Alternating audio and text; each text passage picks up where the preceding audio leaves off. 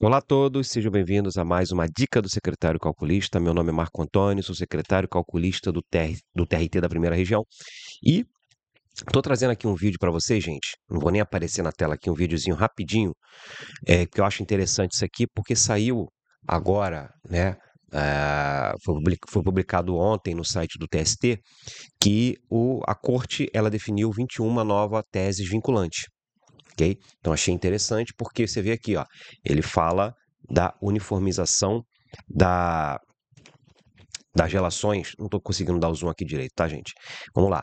A uniformização. Aqui, peraí, acho que foi melhor aqui. Uniformização da jurisprudência, tá? Isso traz maior previsibilidade para as relações trabalhistas, fixando precedentes qualificados, tá? Então, isso foi ontem, dia 24/2. Não, foi ontem não, foi uns 3 dias atrás, né?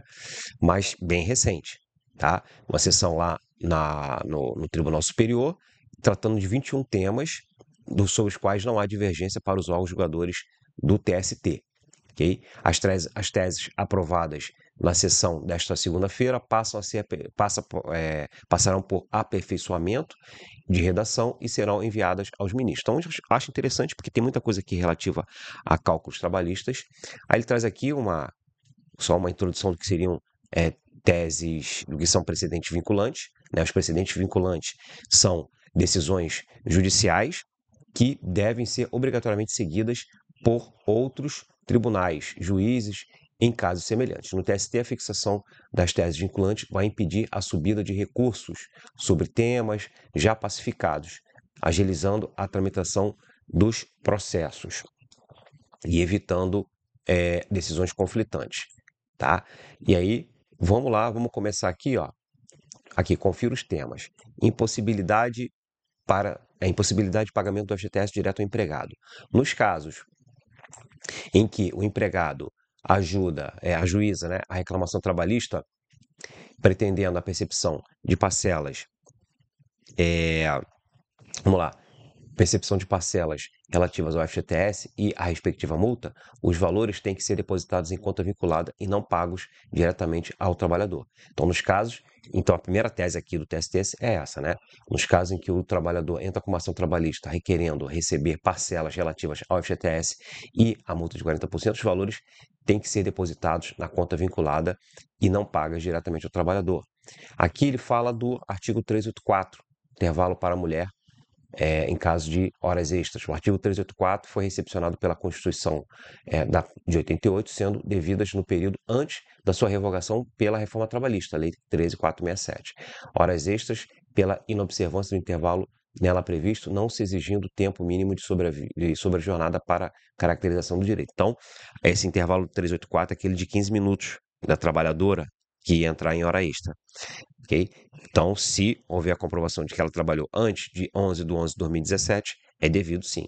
Multa por atraso nas verbas rescisórias, em caso de rescisão indireta. O reconhecimento da rescisão indireta do contrato de trabalho em juízo não afasta a incidência da multa do artigo 477. Okay? Então, rescisão indireta é aquela situação em que o empregador, no caso, ele comete a justa causa. Se eu não me engano, artigo 483 da CLT, né? E aí o reconhecimento de que houve rescisão indireta é quando o empregado aplica justa causa no empregador, né? Então, nesse caso, esse tipo de rescisão do contrato de trabalho, isso não afasta a incidência da multa do 477.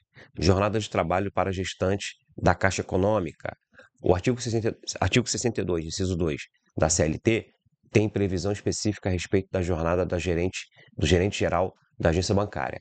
A norma interna da Caixa Econômica Federal, PCS de 88, mais benéfica, tem interpretação restritiva quando prevê a jornada de 6 horas ao gerente da agência enquadrada no parágrafo 2º, artigo 224 da CLT, não alcançando o gerente geral nos termos da súmula 287 dessa corte, sendo indevido às horas extras. Beleza? Comissões dos bancários. Aqui, ó. A comercialização de produtos de outras empresas de grupo econômico do banco é compatível com o rol de atribuições do bancário, sendo indevido o pagamento de comissões pela venda de produtos quando não houver ajuste para essa finalidade. Então, um camarada bancário que vende produtos de outras empresas da holding, né, ali do mesmo grupo econômico, isso não gera indevido pagamento de comissões. Demissão da empregada da empregada gestante e assistência sindical. A validade do pedido de demissão da empregada gestante, detentora de estabilidade provisória prevista no inciso 10, no artigo 10, inciso 2 dos atos das disposições constitucionais transitórias, está condicionada à assistência sindical, profissional ou de autoridade competente, conforme o artigo 500 da CLT. Tá? Então, a empregada gestante que tem estabilidade gestante, se ela, a validade do pedido de demissão dela está condicionada à assistência sindical. Parte que não leva testemunha à audiência, isso aqui é mais para parte de audiência, né? Então, vamos ver isso aqui, porque a gente está vendo mais a parte relativa a cálculos trabalhistas. Vamos ver essa daqui. Considerada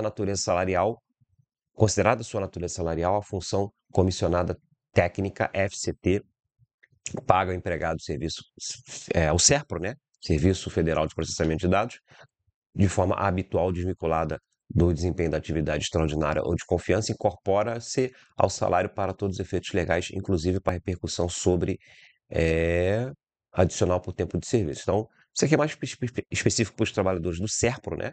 Considerada a natureza salarial, a função comissionada técnica que é paga aos funcionários do SERPRO de forma habitual e desvinculada do desempenho da atividade, incorpora seu salário. Reversão da justa causa por acusação de improbidade.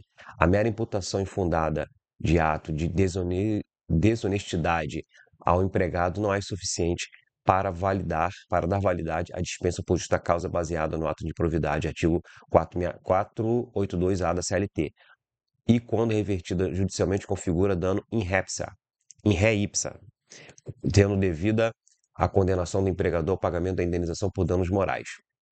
Okay? Então, a mera alegação infundada de um ato de desobediência ao empregado não é suficiente para configurar justa causa. Promoção por antiguidade. Por aplicação do princípio da aptidão para a prova, é do empregador o ônus de provar que o empregado não satisfez algum dos requisitos necessários para a concessão das promoções por antiguidade. O que mais aqui? Banheiro em área de alimentação para trabalhadores de limpeza e conservação que realizam atividades externas. A falta de instalações sanitárias adequadas e de local apropriado para alimentação a empregados que exercem atividades externas de limpeza e conservação das áreas públicas autoriza a condenação ao empregador ao pagamento de indenização por danos morais, por desrespeitadas padrões mínimos de higiene e segurança do trabalho necessários ao ambiente de trabalho. Então, se não houver instalações, se não houver banheiros, né, ou instalações sanitárias adequadas ao trabalho apropriado e também para a alimentação dos trabalhadores que exercem atividades de limpeza e conservação, isso dá direito à indenização por dano moral. Comissões sobre vendas canceladas, a inadimplência ou cancelamento da compra pelo cliente não autorizam o empregador a estornar as comissões ao empregado. Ou seja, se o empregado vendeu e depois o cliente cancelou, isso não dá direito ao empregador, né, pegar de volta essa comissão paga. Comissões sobre venda a prazo. As comissões devidas ao empregado, vendedor, em razão de vendas a prazo, devem incidir sobre o valor total da operação, incluídos os juros e eventuais encargos financeiros, salvo pactuação no sentido contrário. Ou seja, se o camarada fez uma venda a prazo, as comissões são devidas sobre o valor total da venda, inclusive sobre juros, a não ser que eles tenham pactuado em sentido contrário. O que mais? Dano moral em transporte de valores. A submissão do trabalhador não especializado em segurança e transporte de valores acarreta a exposição de situação de risco e configura ato ilícito e justificar reparação por danos morais sem necessidade de prova de abalo psicológico. Indenização indevida, inclusive, no caso de empresas em setor econômico diverso da atividade financeira. Então, o trabalhador submisso, a submissão do trabalhador não especializado em segurança e transporte de valores acarreta a exposição à situação de risco e configura ato ilícito e leva a dano moral. Intervalo de digitação para a caixa da Caixa Econômica, para a caixa da servidores, né, trabalhadores da Caixa Econômica.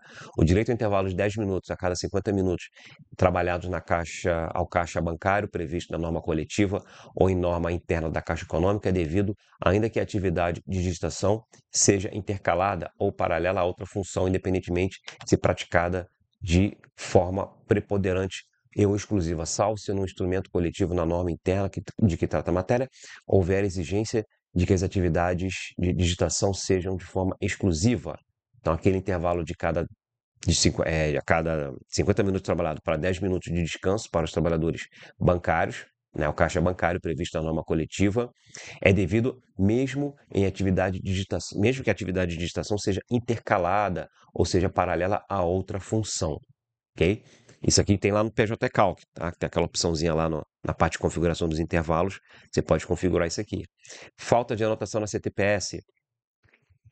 A falta de anotação na CTPS do empregado não gera por si só dano moral in re ipsa, de modo que seja necessária a comprovação de constrangimento ou prejuízo sofrido pelo trabalhador. Então, só o fato da carteira só o fato de a carteira não estar anotada por si só não gera dano moral. É preciso comprovar que houve prejuízo ao trabalhador. Revista de bolsas e pertences. A realização de revista meramente visual dos pertences dos empregados, desde que precedida de forma impessoal, geral e sem contato físico nem exposição de funcionário a situação humilhante e vexatória, não configura ato ilícito nem dano moral. Natureza do contrato de transporte de cargas. O transporte de cargas, por possuir natureza comercial e não de prestação de serviço, afasta a terceirização da súmula 331, impedindo a responsabilização subsidiária da parte contratante. Rescisão indireta por atraso do FGTS.